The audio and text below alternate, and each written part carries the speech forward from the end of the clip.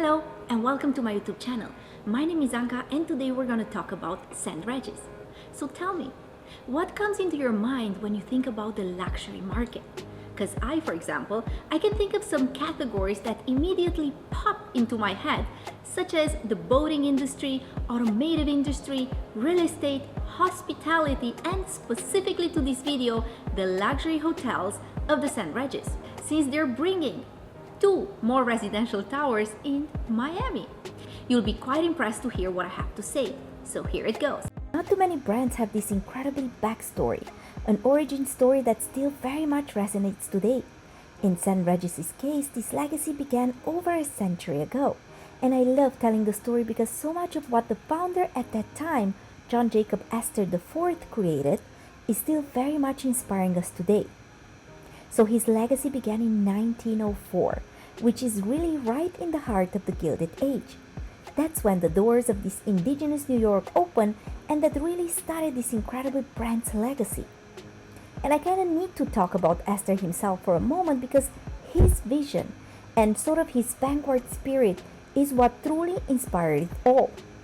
He brought the latest technology to this hotel, which at that time, hotels didn't have electricity or telephone lines. He was really obsessed with bringing an air cooling system which you would expect in a hotel, and so he did. He also brought the mail chutes, which was not a common practice at the time in these hotels. And I'm mentioning those just so that you can understand the vision that he had to create the most glamorous and the most sophisticated and the most elegant hotel of its time. And the other thing that's really important to note is that Astor did not set out to build a hotel. He actually wanted this hotel to feel truly like a home. And I think the Astors really had this incredibly way to allow their guests to feel like they're coming into the House of Astor, which is oftentimes why everybody refers to St. Regis as the House of Astor, because he wanted his hotel to be a home for the world's grandest of the guests. And that's why to this day, the rooms, the suites, the public spaces, they all feel incredibly residential, and it's quite intimate. He wanted to make sure that all his guests felt like they're in their house.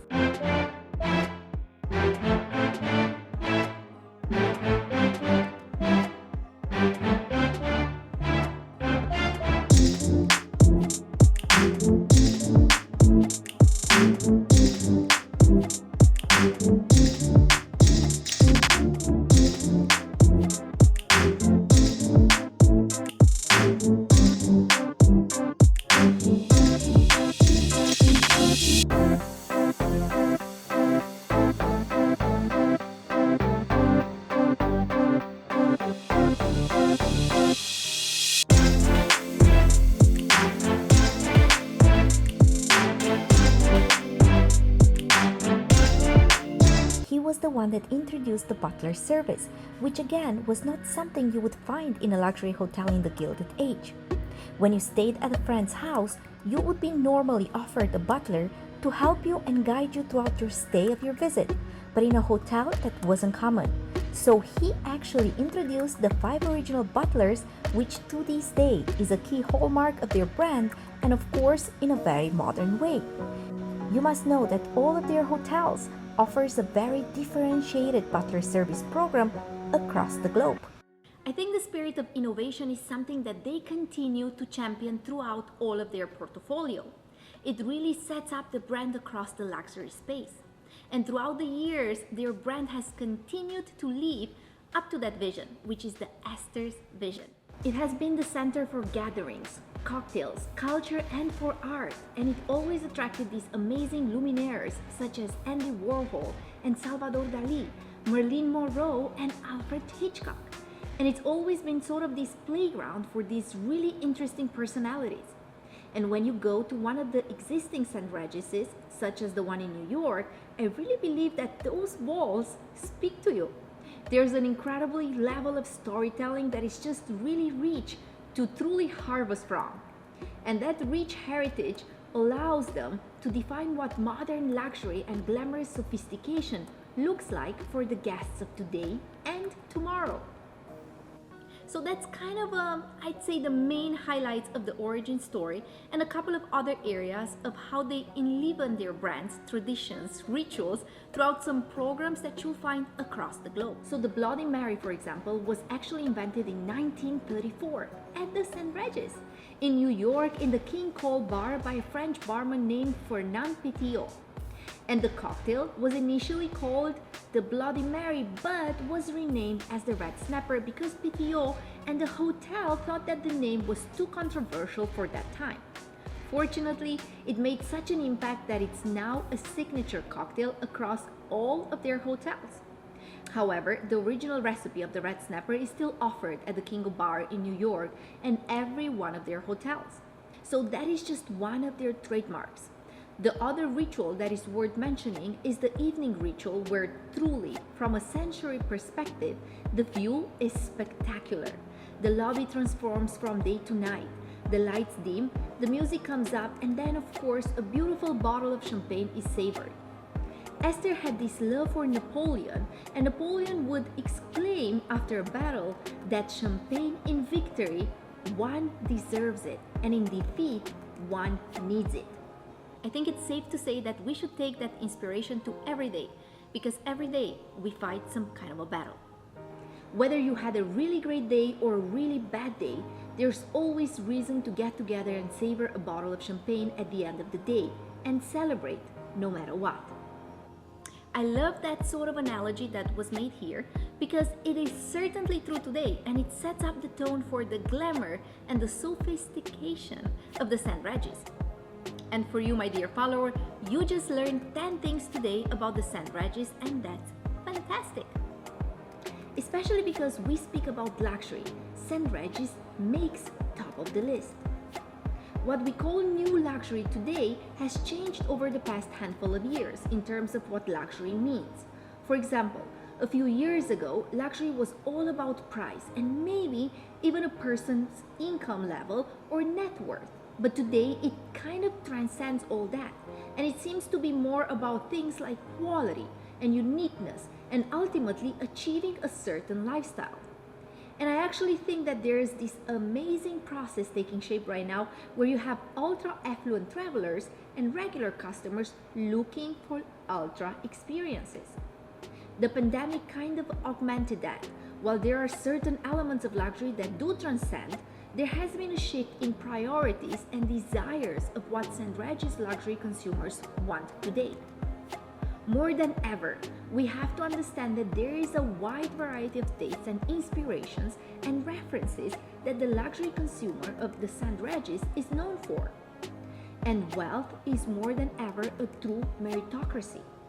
That has fundamentally altered the landscape of luxury, which made them think and shift more towards the individual rather than the masses.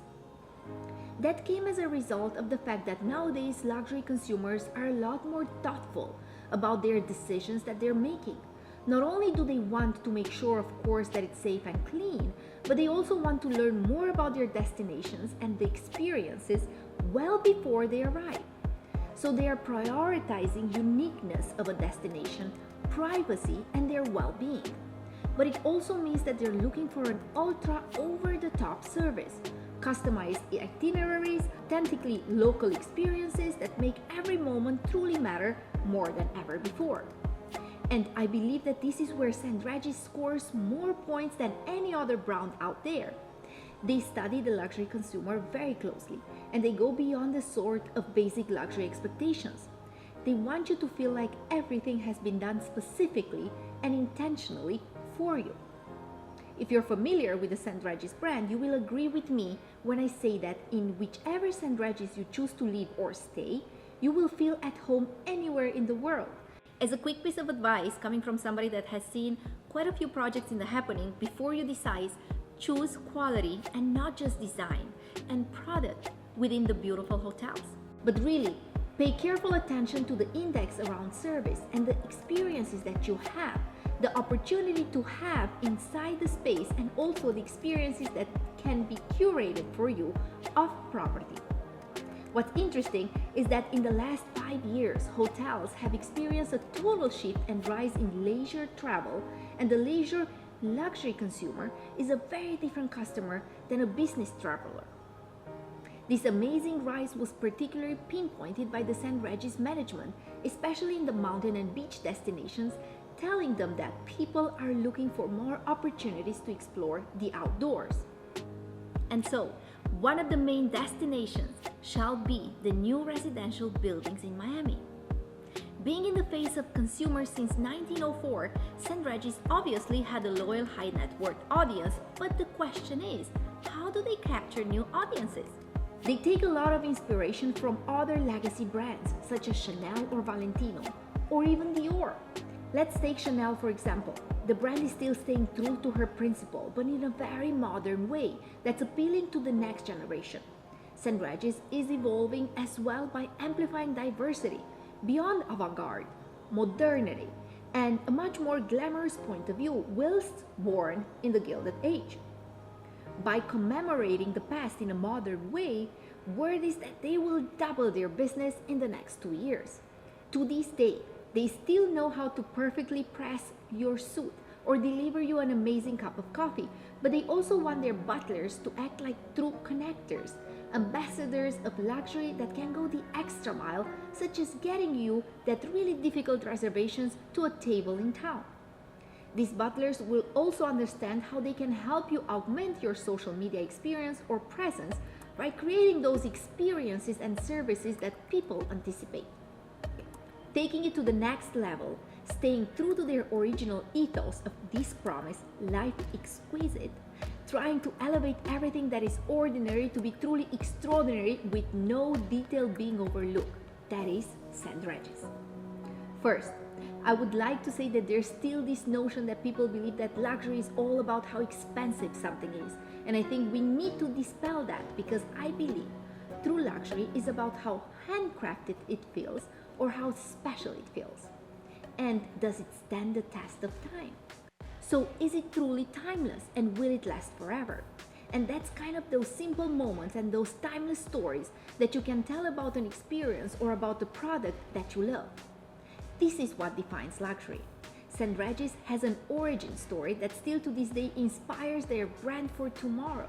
They are staying true to their brand, the DNA of where they came from, while tying everything back to this original vision, this vanguard spirit of the Astor family, and how they not just celebrated the past, but utilizing it to express the future.